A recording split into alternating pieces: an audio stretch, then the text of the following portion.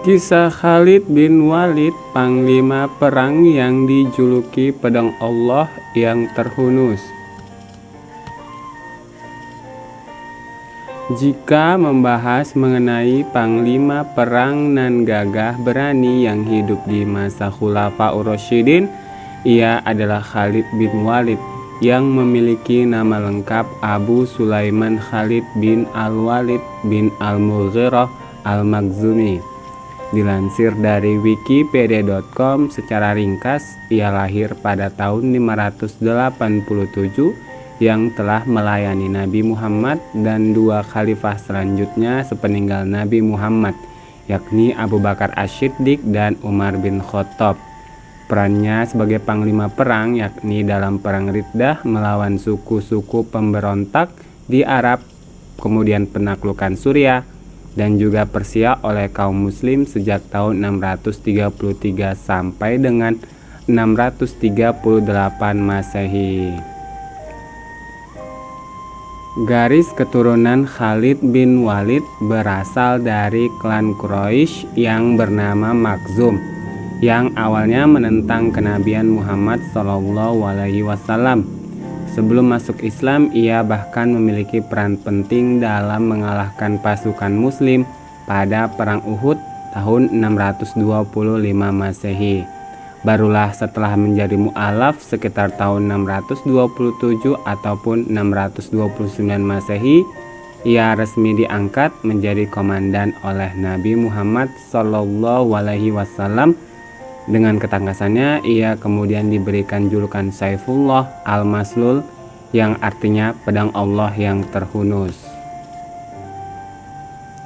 Tak hanya itu saja, Khalid bin Walid juga mengkoordinir penarikan pasukan Muslim selama ekspedisi ke Mu'tah, selama perebutan Mekah dan juga pertempuran Hunain pada 630 Masehi.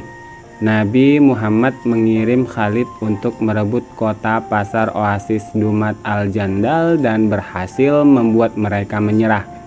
Ia kemudian menjatuhkan hukuman berat kepada penduduk kota. Setelah Nabi Muhammad SAW wafat pada bulan Juni 632 Hijrah, di masa pemerintahan Abu Bakar Asy-Siddiq terjadi masalah suksesi pemerintahan yang menyebabkan perselisihan di antara umat Islam. Khalid bin Walid yang merupakan pendukung setia Abu Bakar diklaim menentang pengangkatan Ali bin Abi Thalib sebagai khalifah. Ia pun berada di garda terdepan dengan kata-katanya yang maknanya tak perlu mempertanyakan Abu Bakar, karena ia pantas menjadi pemimpin umat Islam. Tepat setelah Abu Bakar menjadi khalifah pertama, tugas Khalid bin Walid semakin banyak tentunya. Ia ditugaskan Abu Bakar untuk mengatasi pemberontakan yang dilakukan oleh Musailamah al-Kadzab dalam pertempuran Yamamah, di mana Musailamah mengaku sebagai nabi palsu. Dalam pertempuran tersebut, jumlah kaum muslimin yang sedikit dapat mengalahkan jumlah kaum murtad yang lebih banyak 3 kali lipat dari kaum muslimin.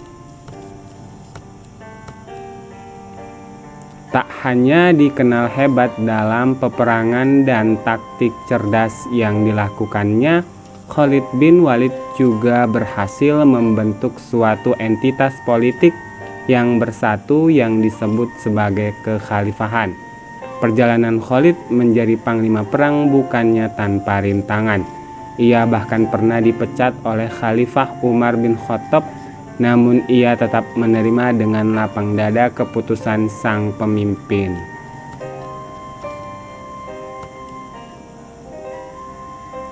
Meskipun dikenal sebagai panglima perang yang hebat dengan taktik perangnya, namun hal tersebut tak membuat Khalid menjadi besar kepala. Ia tetap rendah hati dan tawadhu. Hal tersebut menjadi teladan luar biasa bagi kita, bukan? Terima kasih sudah menonton video sederhana ini ya. Sampai jumpa di video selanjutnya. Wassalamualaikum.